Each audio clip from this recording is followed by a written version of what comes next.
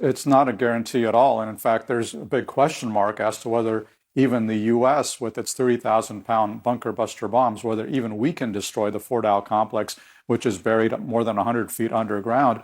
I was talking to a former defense official yesterday who was telling me that it's like the shot against the Death Star on Star Wars. You got to put it in exactly the right place, and you're going to have multiple munitions hitting the exact same impact point. So there's an uncertainty as to whether the attack will even work. But even if it does work, nobody should fool themselves into thinking that this will eradicate the Iranian nuclear threat for all time. It will set it back for maybe a year or two, maybe longer. But the Iranians can always reconstitute that program because they have the nuclear know-how to do so. Well, is it clear to you if the U.S. does do this, does bomb the plant, what happens the day after? Is it clear to you what the United States plan would be going forward? It's not clear to me, and it's probably not clear to President Trump, which I suspect is part of the reason why he's hesitating, because we have to be ready for the contingency that if we attack Fort Dow, Iran is going to lash out. And there are a lot of U.S. bases within very easy missile firing range of Iran. And there is also the threat of Iran conceivably mining or trying to disrupt traffic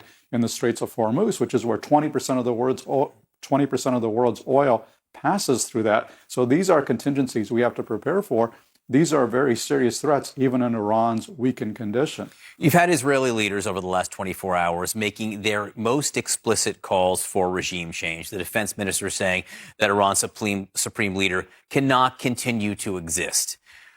What does injecting the idea of regime change into this discussion, how does that affect negotiations and affect U.S. decisions?